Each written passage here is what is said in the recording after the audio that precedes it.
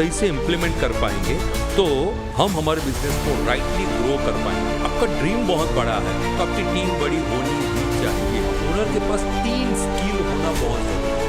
People कभी smart नहीं होते। डिफाइन स्मार्ट सिस्टम, एग्जीक्यूशन और कंट्रोलिंग, तो बीच में मैं 2 ऐसे एक्शन वर्ड डाल दूं तो ये सारी चीजें auto pilot way of working में चलेंगी। वो रिजल्ट अचीव करने के लिए आपके पास कौन से गाइडलाइन, आपका प्रोसेस क्या है, आप कैसे काम करवाना चाहते हो। लो स्किल बंदे भी आपके सिस्टम में आके स्मार्ट हो।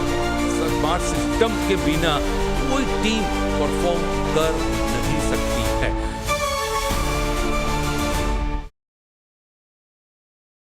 Welcome everybody to another episode of this business series podcast. आज हम फिर से डिस्कस करने वाले हैं राजुल पारेख सर से।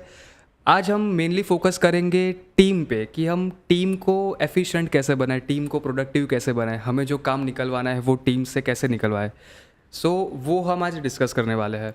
सबसे पहले हम सर का इंट्रोडक्शन ले लेते हैं। तो सर का मैं ऊपर से बताऊँ तो पिछले 2 या 3 साल में सर ने 700+ क्लाइंट के साथ वर्क किया है और उनको 300+ करोड़ से भी ज़्यादा रेवेन्यू जनरेट करके दिया है। Welcome sir. हेलो, मेरा नाम राजुल पारेख है। मेरी कंपनी का नाम तूदी आइडिया है और हम अपने आप को बिजनेस स्ट्रेटेजिस्ट कहते हैं। बिजनेस स्ट्रेटेजिस्ट का मतलब लास्ट पॉडकास्ट पे मैंने बताया था कि भाई बहुत सारी चीज़ें होती है, हम जानते बहुत सारी चीज़ें हैं, लेकिन वो सारी बातों को हमारे बिजनेस में इम्प्लीमेंट कैसे करें। अगर हम सही से इम्प्लीमेंट कर पाएंगे तो हम हमारे बिजनेस को राइटली ग्रो कर पाएंगे। तो हम जितने भी बिजनेसमैन के साथ कनेक्ट होते हैं वहाँ पे हम उनकी ही स्ट्रेटेजी डिज़ाइन करते हैं और वो स्ट्रेटेजी को हम इम्प्लीमेंट करके रिजल्ट तक लेके जाते हैं। अब तक जैसे आपने बताया 750+ बिजनेस के साथ मैं कनेक्टेड हूँ और हमारा एक बिजनेस ग्रोथ का स्पेसिफिक मॉडल है और वो मॉडल है 135, यानी लास्ट ईयर का टर्नओवर अगर x है तो 1 साल के बाद 2x, 3 साल के बाद 3x और 5 साल के बाद 5x। ये पूरा ग्रोथ मॉडल हम कोई भी बिजनेस के अंदर इम्प्लीमेंट करते हैं। हमारे बिजनेसेस जितने भी कनेक्टेड होते हैं उसका मेन फोकस होता है ग्रोथ। और आज हम बात करने वाले टीम और टीम प्रोडक्टिविटी के। तो एक ऊपर से हम देखने जाए कि टीम, तो हम टीम को डिफाइन कैसे करेंगे? टीम, देखिए एक चीज मैं हर बार कहता हूं, bigger your dream larger your team. अगर एज एन एंटरप्रेन्योर आपका ड्रीम बहुत बड़ा है तो आपकी टीम बड़ी होनी ही चाहिए। अगर ड्रीम बड़ा है और टीम बड़ी नहीं है तो आपके सपने सपने ही रह जाएंगे, वो कोई भी रियलिटी हकीकत में कन्वर्ट नहीं हो पाएंगे। टीम को मैं ऐसे डिफाइन करता हूं, TEAM। देखिए, टी का मतलब होता है ट्रस्ट। 2 जगह पे ट्रस्ट होना बहुत ज़रूरी है। एक, जो एंटरप्रेन्योर है उसका खुद का ट्रस्ट मार्केट में उसका ट्रस्ट कितना एस्टैब्लिश्ड किया हुआ है, that is what the first trust. और दूसरा ट्रस्ट, जितनी भी टीम उनके साथ काम कर रही है वो टीम और वो एम्प्लॉयर यानी कि एंटरप्रेन्योर के बीच का ट्रस्ट कितना पावरफुल है, यहां से टीम की शुरुआत होती है। TEAM। मैं बात करूंगा ई का मतलब होता है एम्पावरमेंट। आपके पास अगर टीम है और टीम को आपने राइट ट्रेनिंग नहीं दी है तो आप जो रिजल्ट चाहिए वो टीम से वो नहीं आएगा। देखिए, एक चीज हर बार मार्केट में होती है, अच्छे लोग मिलते नहीं हैं, जो मिलते हैं वो टिकते नहीं हैं और जो टिक जाते हैं वो कुछ करते नहीं हैं। तो मार्केट में बंदे कभी रेडीमेड मिलने वाले नहीं है। मार्केट से जो भी आपको टीम मिलेगी, जो भी एम्प्लॉय मिलेगा, आपको उनको राइट ट्रेन करना पड़ेगा। TEAM, T trust, E empowerment, A accomplishment, result. You have to deal with the result. जो भी बंदा आपके साथ है उनका एंड रिजल्ट क्या है, अगर आपको वो पता नहीं है तो क्या होगा पता है? हम हर बार एक स्टेटमेंट बोलते हैं, अगर आपने सुना हो, भाई तू छोड़ मैं देख लूंगा। तो एंटरप्रेन्योर से पूछिए आप कि दिन में ये स्टेटमेंट आप कितनी बार बोलते हैं, तू रहने दे मैं देख लूंगा। इसका मतलब क्या हुआ? वो तो अलाउड हो गया, अभी कोई चीज नहीं देखेगा और आप तो बहुत बिजी हो, आप तो कुछ देखने वाले नहीं हो। इसका मतलब सफर क्या होगा? आपका क्लाइंट, आपका कस्टमर सफर हो रहा है इसके अंदर, यानी आपका धंधा सही से नहीं चल रहा है। तो एंड कंप्लीशमेंट का मतलब ये होता है कि एंड रिजल्ट, अगर कोई टीम का बंदा कोई वैकेंट पोजीशन पे वहाँ पर रिक्रूट हुआ है तो वहाँ पे आपको एग्जैक्ट कौन सा रिजल्ट चाहिए, that is what accomplishment, TEAM। और M का मतलब होता है मॉनिटरिंग। मॉनिटरिंग राइटली होनी चाहिए। अगर आपके टीममेट सही से काम कर रहे हैं और टाइमली राइटली वो मॉनिटरिंग हो रहा है, तो वो एक्शन को आप कंट्रोल कर पाओगे। अगर आपको कंट्रोलिंग सही से करनी है, फायर फाइटिंग ज़्यादा नहीं करनी है, तो आपको मॉनिटरिंग समझना होगा। हम आगे पॉडकास्ट पे बहुत सारी जगह पे मैं मॉनिटरिंग वर्ड आपको समझाने की कोशिश करूंगा किस तरह से। लेकिन टीम को अगर आपको सही से समझना है तो TEAM, ट्रस्ट, एम्पावरमेंट, एकम्प्लिशमेंट और monitoring, that is what your team. बहुत सिंपल सी बात है, bigger your dream larger your team. Team बढ़ानी पड़ेगी। अब टीम की बात आए तो हम राइट पीपल को कैसे हायर कर सकते हैं? एक जो ओनर होता है ना, ओनर के पास 3 स्किल होनी चाहिए। मैं कैसे रिक्रूट करना है मैं बात बताऊंगा, लेकिन कोई भी ओनर होता है ना, ओनर के पास 3 स्किल होना बहुत जरूरी है। स्किल नंबर 1 वो स्किल है हायरिंग। उसको राइटली रिक्रूट हायरिंग करना आना चाहिए।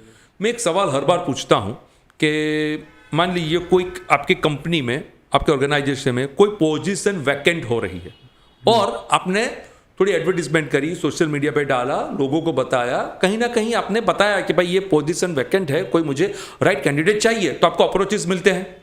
तो क्या हाँ, अप्रोचेस मिलते हैं, हमें सीवीज मिलते हैं, हमें फोन कॉल्स आते हैं, कोई रेफर भी कर देता है, यानी कि अप्रोचेस मिलते हैं, पोजीशन वैकेंट है तो। लेकिन सही बंदा आप रिक्रूट नहीं कर पाते हो। क्यों? क्योंकि आपके पास रिक्रूट करने की जो स्किल होनी चाहिए ना, वो स्किल नहीं है।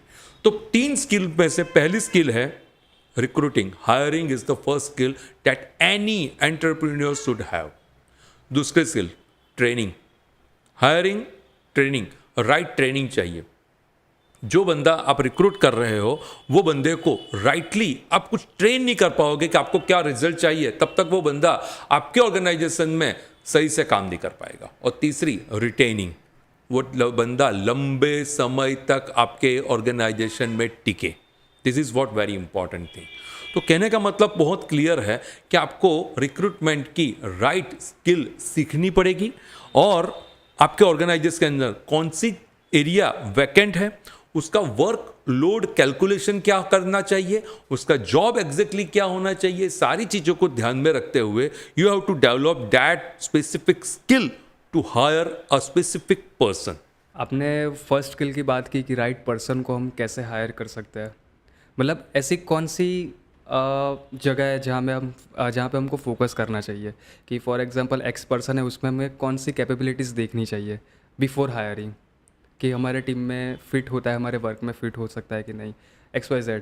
तो वो कौन सी स्किल्स है जो हमें सामने वाले पर्सन में देखनी चाहिए एज ए एंटरप्रेन्योर? एक मिसकंसेप्शन है कि हमें राइट बंदा मिल जाए, सही बंदा मिल जाए। और कई बार आपने ये सुना भी होगा, हम जब किसी से मांगते हैं ना, यार ये सेल्स की पोजीशन ओपन है, यार एक राइट बंदा दे दो। लेकिन राइट बंदा कभी नहीं मिलने वाला है। उसको आपको वो सही बनाना पड़ेगा। लेकिन कैसे? ये इंपॉर्टेंट चीज है। देखिए, आपके है ना सिस्टम स्मार्ट होनी चाहिए। पीपल कभी स्मार्ट नहीं होते हैं।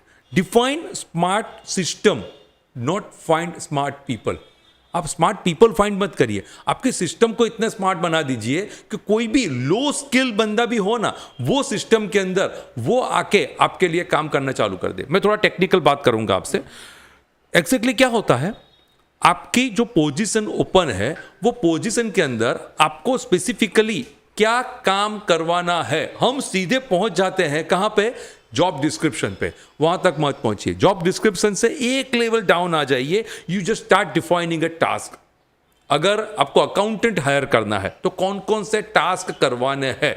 इनवॉइसिंग करवाना है, टैक्स कैलकुलेशन करवाना है, बैंक से रिलेटेड काम करवाना है, परचेस एंट्री करवानी है, कौन कौन से टास्क करवाने हैं। अगर आपने टास्क डिफाइन कर दिए और पहला टास्क ले लिया इनवॉइसिंग, वो टास्क के रिलेटेड कितनी स्किल्स होनी चाहिए जो एक बंदा सही से कर सके। तो इनवॉइस बनाने के क्या क्या स्किल्स होनी चाहिए, वो स्किल्स डिफाइन करिए। Task, skill. तीसरी चीज, जब स्किल डिफाइन होती है तो उसके स्पेसिफिक फ्रेमवर्क होते हैं, क्योंकि स्किल होती है तो डेटा जनरेट होता है, डेटा जनरेट होता है तो डेटा आपको कहीं ना कहीं स्टोर करना पड़ेगा। इसका मतलब राइट फ्रेमवर्क चाहिए। और फ्रेमवर्क ऑन पेपर हो सकता है, फिजिकल हो सकता है या सॉफ्टवेयर हो सकता है। और जब फ्रेमवर्क सही होता है, डेटा स्टोर होता है, तो उसका राइट मॉनिटरिंग, ये 4 स्टेप अगर आपने डिफाइन कर दिया तो लो स्किल बता रहा हूं मैं, क्वालिफाइड क्वालिफिकेशन में लो हो ऐसा नहीं बता रहा हूं, राइट क्वालिफाइड, राइट एक्सपीरियंस वाला बंदा लेकिन लो स्किल बंदा है, फिर भी आपके ऑर्गेनाइजेशन के अंदर वो बंदा राइटली फिट हो जाएगा और राइटली आउटपुट देना चालू कर देगा। स्किल को हम कैसे मॉनिटर कर सकते हैं? मतलब आपने कहा कि एक डेटा सेट बनाना चाहिए, तो स्किल्स का कौन सा डेटा हमें एज अ स्टैट्स यूज़ करना चाहिए? देखिए बेसिकली क्या होता है, जब हमारे पास एक टीम का बंदा होता है, ओके, कोई भी बंदे को अगर हमें हमारी सिस्टम समझानी है तो आप मुझे एक चीज़ बताइए कि हमें सिस्टम समझाना इजी है, वो सिस्टम के एसओपी यानी कि प्रोसेस समझाना इजी है? कोई भी बंदे को क्या समझाना इजी है, सिस्टम या प्रोसेस? तो कि प्रोसेस समझाना बहुत इजी है, क्योंकि प्रोसेस क्या होता है, स्टेप बाय स्टेप कहीं पे लिखा हुआ है, ये करना है, इसके बाद ये करना है, इसके बाद ये करना है, इसके बाद ये करना है, तो प्रोसेस समझाना इजी है। ओके, अगर प्रोसेस क्लियर है, अगर प्रोसेस क्लियर है तो वो सिस्टम वो बंदे को समझ में आ गई है। ओके, सिस्टम समझ में आ गई है तो वो सिस्टम क्या करेगा, डेटा जनरेट करेगा, डेटा जनरेट करेगा तो उसका फ्रेमवर्क होगा, फ्रेमवर्क होगा तो मॉनिटरिंग होगा, मॉनिटरिंग होगा तो रिव्यू सिस्टम होगी। तो ये सारे प्रोसेसेस अगर क्लियर है वो बंदे के साथ, तो वो बंदे के अंदर हम स्किल डिफाइन कर सकते हैं। यहां पे इश्यू ये है कि हम कभी भी उसको सिखाते नहीं हैं, हम सीधा एक्सपेक्ट करना चालू कर देते हैं। अरे भाई तुझे तो टैली आता था, अरे भाई तू तो 2 साल काम करके आया हुआ है, अरे भाई तुझे इतना भी नहीं समझ में आता है। नो, कभी भी ये डिफाइन ही मत करिए कि इसको इतना आता है। आपको क्या करवाना है उसके ऊपर फोकस करिए। अगर आपको क्या करवाना है उसके ऊपर फोकस कर लिया आपने, तो वो बंदे को आप सही से गाइड कर पाओगे। फिर ऐसा मान लो कि एक जन के पास टीम है, अच्छी खासी टीम है, मेंबर्स भी है, हाई स्किल्ड लोग भी है, बट जो लेवल की प्रोडक्टिविटी हमें चाहिए टीम से वो नहीं मिल रही। हाँ, उसका क्या हम ये सोच आपने सकते हैं? बहुत बढ़िया क्वेश्चन पूछा। कई बार हमारे एंटरप्रेन्योर मिलते हैं हमें और ये कहते भी है कि भाई टीम भी है, सिस्टम भी है, सभी है, लेकिन जो प्रोडक्टिविटी चाहिए ना वो नहीं मिल पा रही है। एकदम टेक्निकल रिप्लाई दूंगा। आप एक काम करिए, 3 स्टेप्स मैं आपको बता रहा हूँ, 3 स्टेप्स का एक फ्रेमवर्क बता रहा हूँ। वो फ्रेमवर्क को हम SBT फ्रेमवर्क कहते हैं। SBT फ्रेमवर्क, एस का मतलब क्या होता है, जो बंदा है उसके पास जो काम करवाना है उसके राइट स्किल है क्या, स्किल है क्या। आपने अपॉइंट कर लिया, सेल्स का बंदा अपॉइंट करके सेल्स की स्पेसिफिक स्किल ही नहीं है उसके पास, तो वो आपका आउटपुट नहीं दे पाएगा। तो पहला क्वेश्चन ये है कि उसके पास जो काम करवाना है, जो आउटपुट चाहिए, वो आउटपुट की राइट स्किल है, यस या नो। अगर यस फिर भी प्रोडक्टिविटी नहीं दे रहा है, आगे बढ़िए। अगर नो तो स्किल दीजिए, पहले आपको स्किलफुल करना पड़ेगा। This is what the first step. Second step में आ जाइए, स्किल है लेकिन वो राइट काम नहीं कर रहा है, राइट आउटपुट नहीं दे रहा है, तो बी इज व्हाट बिजी। आपने क्या करा हुआ है, वो स्किलफुल बंदा है, तो इसका मतलब क्या है, आपने उसको अनयूजुअल बिजी कर दिया। अरे भाई तू ये देख ले, अरे भाई तू वो देख ले, अरे भाई ये भी करना पड़ेगा, वो भी करना पड़ेगा, ये कह के आपने क्या करा है, उसको बिजी कर दिया है।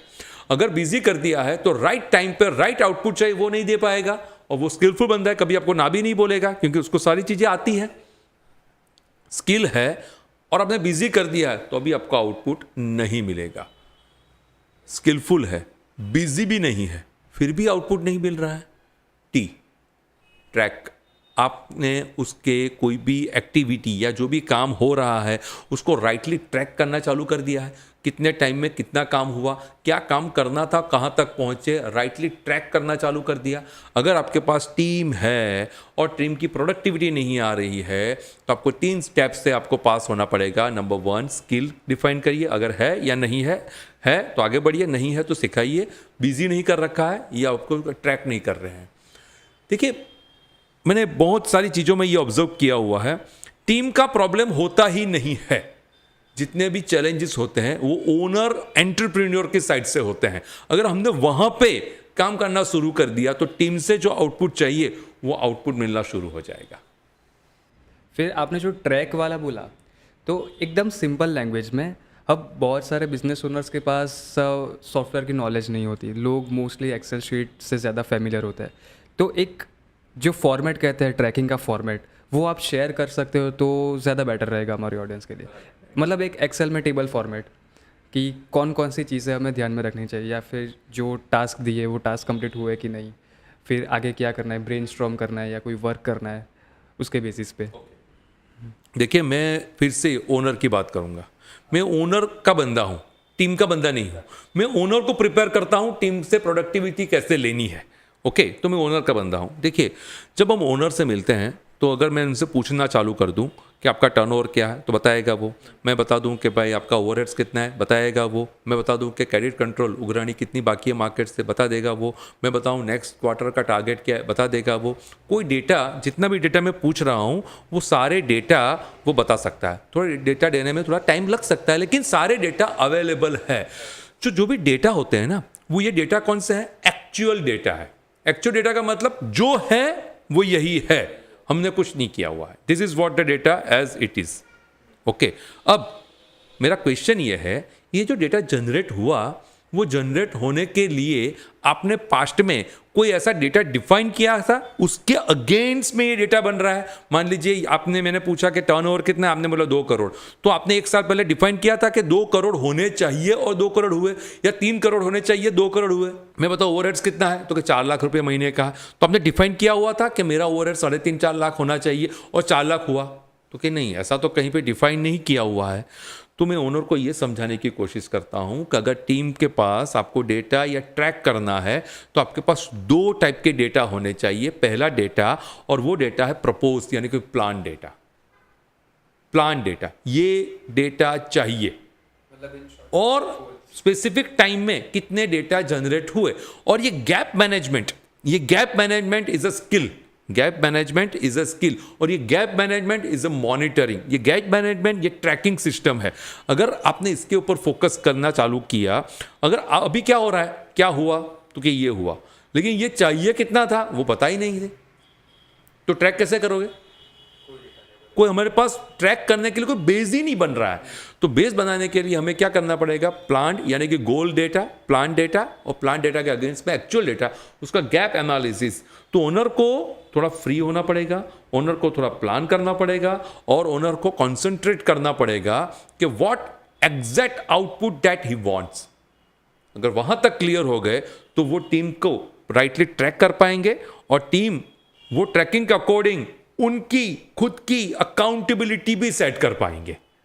तो this is what how one can track the team performance. मतलब इन शॉर्ट गोल एक सेट कर देने का टीम वाइज। ओके, फिर जो रिटेन की आपने बात की कि टीम आ भी जाती है, एक्सपीरियंस भी हो जाता है, वर्क भी अच्छा करती है, फिर छोड़ के चले जाते हैं, तो रिटेन नहीं हो पाता, तो उसका हम क्या कर सकते हैं कि टीम को लंबे समय तक रिटेन रहे हमारे पास? उसके लिए क्या सॉल्यूशन है? रिटेन, मैंने पहले ही बताया आपको कि 3 स्किल्स चाहिए: हायरिंग, ट्रेनिंग और रिटेनिंग। ओके, रिटेन तब होगा जब वो बंदा राइटली ट्रेन होगा। पहला फंडामेंटल क्या है? राइटली ट्रेन होगा तो वो रिटेन होगा। यहां पे क्या होता है, बंदा कंफ्यूज रहता है, पहले 3 महीने तक कंफ्यूज रहता है कि उसे क्या करना है। बाद में वो खुद अपने आप को डिफाइन कर लेता है कि मुझे क्या काम करना है, और बाद में वो रिटेन करना चालू कर देता है। लेकिन रिटेन करने के लिए 2-3 चीज़ें बहुत ज़रूरी है। नंबर 1, ओनर की प्रोडक्टिविटी पावरफुल होनी चाहिए। अगर ओनर की प्रोडक्टिविटी पावरफुल है तो 3 एरिया पावरफुल हो जाएंगे: उसका मार्केट, उसकी एजेंसीज और उसकी टीम। अगर टीम की प्रोडक्टिविटी, टीम का रिटेंशन चाहिए, तो ओनर को प्रोडक्टिव होना बहुत ज़रूरी है।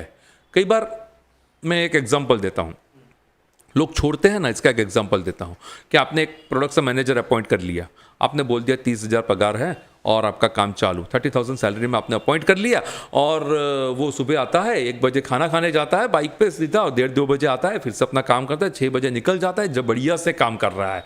और आपकी MSME कंपनी है, छोटी सी और मैन्युफैक्चरिंग यूनिट है, बढ़िया से काम हो रहा है, 3-4-5 महीने हुए, और एक रिक्रूटमेंट पोस्ट यानी कि एडवर्टीजमेंट न्यूज़पेपर में आई, और वो है मल्टीनेशनल कंपनी की, और वहाँ पे है असिस्टेंट प्रोडक्शन सुपरवाइजर की पोस्ट है, और वहाँ पे सब कुछ काट वाट के उसके हाथ में आ रहा है 23-24 हज़ार, और जहाँ पे रहता है वहाँ से 16-17 किलोमीटर दूर जाना है, और कंपनी बड़ी यानी कि मल्टीनेशनल कंपनी है, तो वहाँ पे जाना है। तो मेरा क्वेश्चन होता है, ये बंदा वहाँ पे जाएगा या नहीं जाएगा? जाएगा। वो एंटरप्रेन्योर, वो ओनर खुद कहता है कि मैं 30,000 पगार देता हूँ, बाइक पे आता है, बाइक पे जाता है, सुबह दोपहर को खाना खाने भी जाता है, इतनी सारी फैसिलिटी, फिर भी वो जाएगा। क्यों भाई जाएगा वहाँ पे? इसलिए जाएगा कि उसको पता है ये कंपनी कितना ग्रो करेगी। रिटेंशन का पहला रूल ये है, आप कितना ग्रो करने वाले हो या फिर आपकी प्रोडक्टिविटी, आपकी कैपेबिलिटी, आपकी कंपनी को ग्रो करने के लिए कितनी है। यानी कि आपने आपका एक ईयरली टारगेट बनाया हुआ है और वो टारगेट को क्वार्टरली अगर आपने अचीव कर लिया और क्वार्टरली अचीव कर लिया और आपकी टीम को बताया ही नहीं आपने, तो आप आपकी प्रोडक्टिविटी प्रूव नहीं करोगे, आपकी कैपेबिलिटी प्रूव नहीं करोगे, तो आपके ऊपर जो TEAM वाला ट्रस्ट फैक्टर था ना, वो ट्रस्ट फैक्टर ही नहीं आ रहा है। और ट्रस्ट फैक्टर नहीं आ रहा है तो रिटेंशन वाला एरिया वीक हो जाता है। आप समझ रहे हो मेरी बात को? यानी मान लीजिए मैं एक चीज़ और बोलता हूँ कि भाई ये दुनिया है ना, ये दुनिया में कोई भी ओनर ऐसा नहीं है जिनको पैसे देने में प्रॉब्लम है। ऐसा कैप कभी होता ही नहीं है कि प्रोडक्शन का बंदा है ना, उसको 35,000 ज़्यादा दे ही नहीं सकते, ये बंदा है ना, उसको 15,000 ज़्यादा दे ही नहीं सकते। ऐसा कभी कैप होता ही नहीं है। राइट बंदे को राइट पेमेंट मिल ही जाता है, कोई बंदा ऐसा नहीं है। लेकिन हमें एक इश्यू, एक चैलेंज ये है कि हमारा एंड रिजल्ट क्या है, हमारा एंड आउटपुट क्या है, हमारी कंपनी को हमें कहां तक ग्रो करना है, वो क्लैरिटी नहीं होती है। इसलिए बंदों को भी वो क्लैरिटी नहीं होती है। बंदों को क्लैरिटी नहीं होती है तो उसका गैप क्या होता है। आप 50,000 दे रहे हो तो उसको क्या चाहिए, बड़ा ज़्यादा क्या चाहिए? 50,000 का 1 लाख नहीं चाहिए उसको, 55 चाहिए, 60,000 चाहिए, ज़्यादा चाहिए ही नहीं उसको। तो मार्केट में वही ढूंढता रहता है। वो ट्रस्ट बिल्डअप करना बहुत ज़रूरी है। This is what the first factor that you have to follow. दूसरा, इंटरनल मोटिवेशन बहुत इंपॉर्टेंट होता है। इंटरनल रिकग्निशन बहुत इंपॉर्टेंट होता है। बहुत सारी कंपनीज में हम लोगों ने बहुत सारी चीज़ें इंप्लीमेंट करवाई है। मैं 1-2 एग्जांपल देता हूँ आपको। एक कंपनी है, पुरानी कंपनी है, 30 साल से चल रही कंपनी है और बहुत सारे ऐसे एम्प्लॉई है जो 15-15, 17-17 साल से वहाँ पे काम कर रहे हैं, सीनियर मैनेजमेंट में आ गए हैं वो लोग। तो हमने 2 चीज़ वहाँ पे इम्प्लीमेंट करवाई। नंबर 1, एक ये करवाया कि भाई कंपनी की खुद की कार है, जो भी गेस्ट आते हैं, ऑडिटर आते हैं, उनको लिए वो हॉस्पिटलिटी के लिए वो कार रखते हैं। तो कार पूरे महीने ऐसे इतनी यूज़ नहीं होती है। तो हमने क्या करवाया, जो सीनियर मैनेजमेंट 4 या 5 लोग हैं, उनको पिकअप और ड्रॉप सर्विसेज चालू करवा दी। तो उनको एक फीलिंग आ गई कि भाई मेरी कंपनी पिकअप और ड्रॉप करवाती है। दूसरा, वही कंपनी में हमने एक और चीज़ करवाई, जो सीनियर मैनेजमेंट वाले लोग थे उनका एक जिम सब्सक्रिप्शन करवा दिया कि भाई सुबह आप 7:30 से 8:30 जिम में जाइए, जिम करिए और 9:30 बजे शांति से फ्रेश होकर कंपनी में आइए और जिम का पैसा कंपनी भरेगी।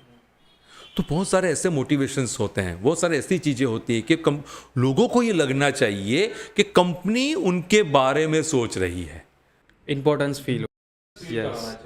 और it's not a big deal. Car में पिकअप ड्रॉप देना, जिम सब्सक्रिप्शन कराना, ये बड़ी चीज़ें नहीं होती है। लेकिन ओनर को ये सारी चीज़ों पे फोकस करना पड़ेगा रिटेंशन के लिए। This is what exactly the owner can do. Retention के लिए बहुत सारी ऐसी बातें हो सकती है, लेकिन ये बेसिक चीज़ें मैंने बताई, एक ट्रस्ट बिल्डअप और एक रिकग्निशन, मोटिवेशन, इसके ऊपर फोकस करो तो रिटेंशन। मतलब छोटे मोटे पर्क्स देने चाहिए एम्प्लॉयज़ को। फिर आपने वो ओनर की, जो बिज़नेस ओनर है उसकी प्रोडक्टिविटी की बात की, तो वो कैसे बढ़ाए? क्योंकि बिज़नेस ओनर के पास 17 काम होते हैं कि फॉर एग्जांपल टीम ने नहीं किया तो एट द एंड ओनर को ही करना पड़ेगा। राइट। तो उसका क्या सॉल्यूशन है? कि ऐसा कहा जाता है कि कोई मल्टीटास्किंग मत करो, कि एक टास्क हमने फॉर एग्जांपल पकड़ा है तो वो पहले कंप्लीट करो, फिर जंप करो नेक्स्ट टास्क पे। तो वो कैसे हम मैनेज करें कि प्रोडक्टिविटी की आपने बात की, प्रोडक्टिविटी हम ओनर के लेवल पे कैसे इंक्रीज़ करें? मैं 2 एक्शन वर्ड की बात करता हूँ अभी यहाँ पे। 2 एक्शन वर्ड बताऊँगा मैं। वो 2 एक्शन वर्ड बताने से पहले मुझे एक प्रोसेस समझाना पड़ेगा आपको। ये प्रोसेस ये होता है, देखिए हर ओनर, हर एंटरप्रेन्योर एक काम करता है, वो होता है प्लानिंग। प्लानिंग करता है वो बंदा, प्लानिंग तो करता है कि कुछ भी काम करना होता है तो प्लानिंग करना होता है। प्लानिंग के बाद क्या होता है? एग्जीक्यूशन होता है।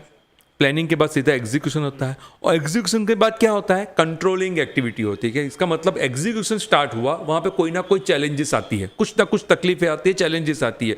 तो ओनर के पास क्या है? एक्सपीरियंस है, एक्सपर्टीज है, डिसीजन मेकिंग एबिलिटी है, तो सही से कंट्रोल कर पाएगा। यानी कि कोई बंदा 2 घंटे से कोई काम में फंसा हुआ है और ओनर आएगा, वो दिखेगा, 2 मिनट में उसको सॉल्व कर देगा। क्यों? कि उसके पास expertise, experience, decision making ability, ये सारी चीज़ें हैं, तो वो कंट्रोल कर पाएगा। ये 3 एक्टिविटी हर जगह पे होती है। प्लानिंग होती है, एग्जीक्यूशन होता है और कंट्रोलिंग होता है। और कंट्रोलिंग वाला जब एरिया आता है ना, तब ऐसे मोड पे एंटरप्रेन्योर आ जाता है, हर वक्त उसको क्या लगता है? फायर फाइटिंग लगता है कि हर वक्त बंदा कहीं तकलीफ में आ जाता है तो सीधा आ जाता है, सब अब मैं क्या करूं, यहाँ पे फंस गया हूँ, यहाँ पे रुक गया हूँ, बहुत सारी ऐसी बातें आती है। तो ओनर को क्या लगता है? वो हर वक्त फायर फाइटिंग कर रहा है। लेकिन अगर प्लानिंग, एग्जीक्यूशन और कंट्रोलिंग के बीच में मैं 2 ऐसे एक्शन वर्ड डाल दूं तो ये सारी चीजें auto pilot way of working में चली जाएगी। देखिए पहला वर्ड, और वो वर्ड है एनेबलिंग। वो वर्ड है एनेबलिंग। एनेबलिंग का मतलब ये होता है, एनेबलिंग कहाँ पे फिट होगा? प्लानिंग और एग्जीक्यूशन के बीच में। यानी आपने जो भी प्लान किया वो आपको डेलीगेट करना पड़ेगा, एनेबल करना पड़ेगा, आपको किसी को सौंपना पड़ेगा। ओनर के पास एक स्किल होनी चाहिए कि वो राइटली डेलीगेट कर सके। Rightly delegation is the skill जो ओनर को स्टेप बाय स्टेप परफेक्टली सीखनी पड़ेगी। अगर उसको राइटली डेलीगेट करना आ गया तो टीम एग्जीक्यूट करेगी। ओके, अब डेलीगेट तो कर दिया, सौंप तो दिया, अभी क्या करना है? एग्जीक्यूशन और कंट्रोलिंग के बीच में एक word, and this is the only action word जिसकी मैं आपको बात कर रहा हूं। ये एक्शन वर्ड से आप आपकी कंपनी को auto pilot way of working तक भी लेके जा सकते हो, और ये वर्ड है मॉनिटरिंग। मॉनिटरिंग, जब मैंने अभी आपको बताया, प्लान और एक्चुअल डेटा का gap analysis, and that is what monitoring.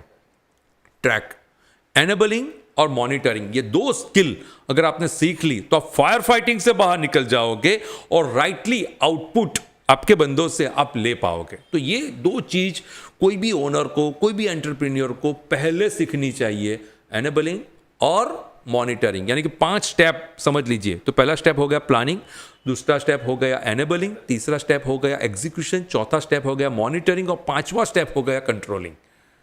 अभी हम सिर्फ और सिर्फ कंट्रोलिंग ही कर रहे हैं।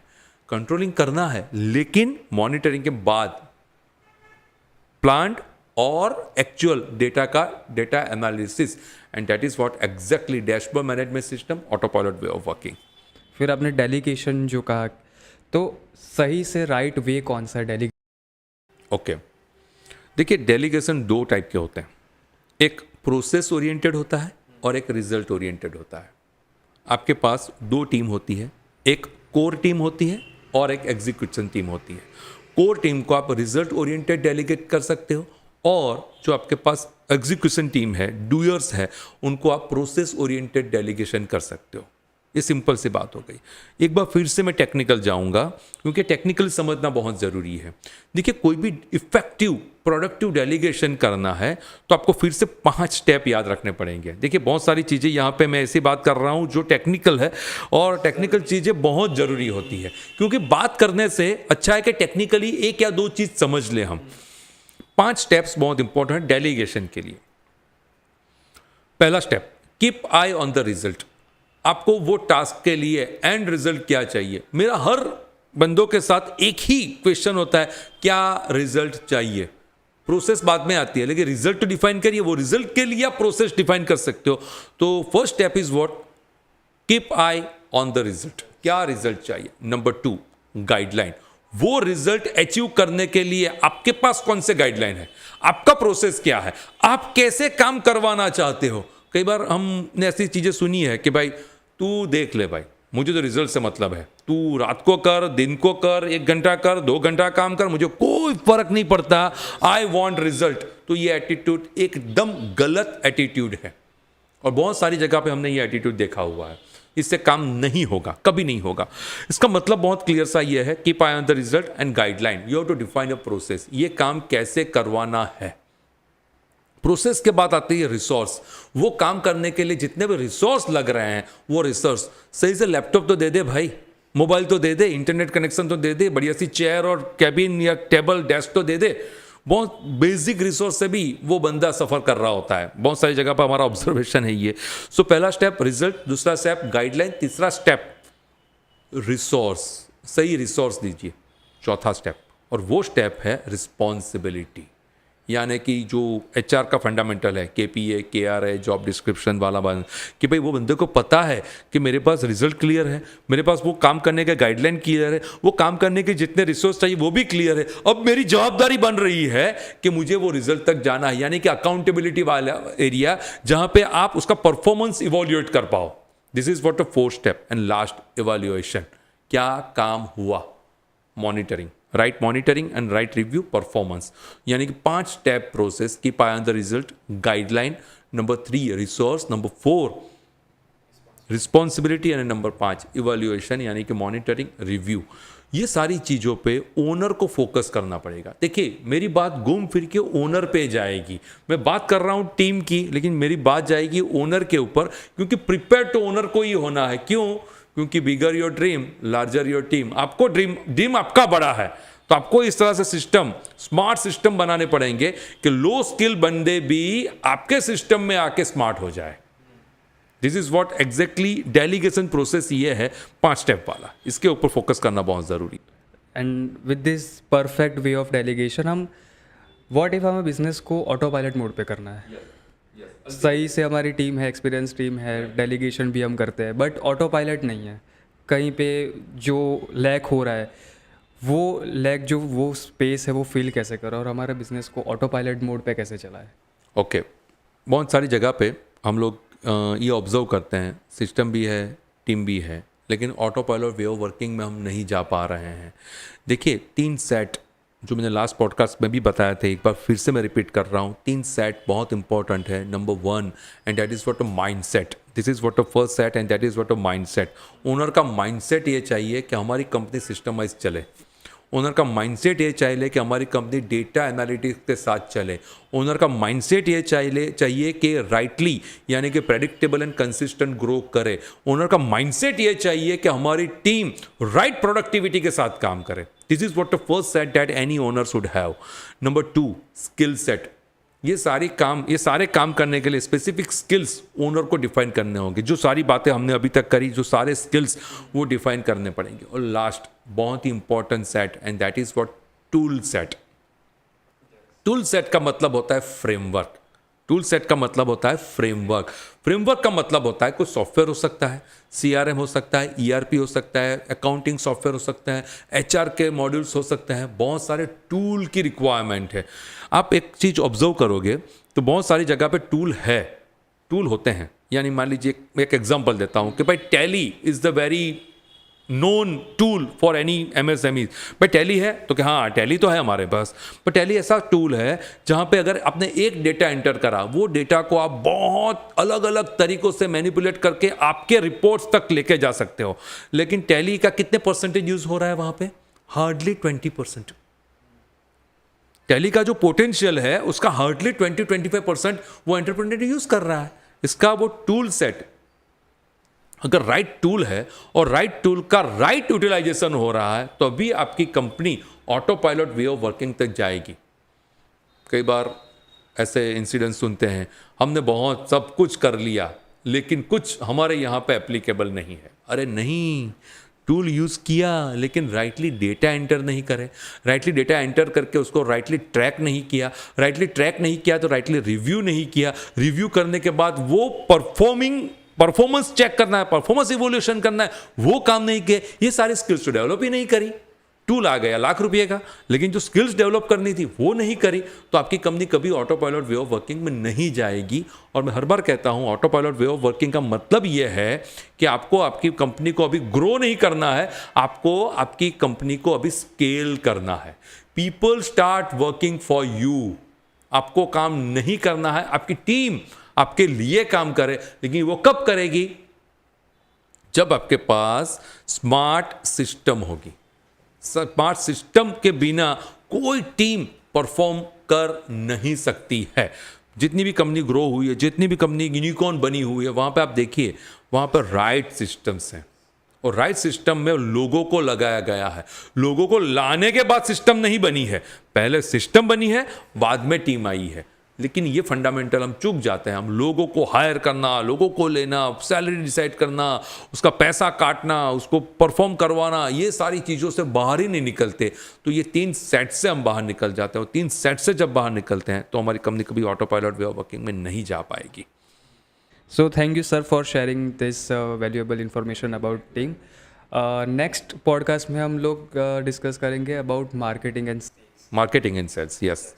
So stay tuned guys for the podcast, and if you like this video, make sure to share to your business friends and subscribe to our channel. Thank you.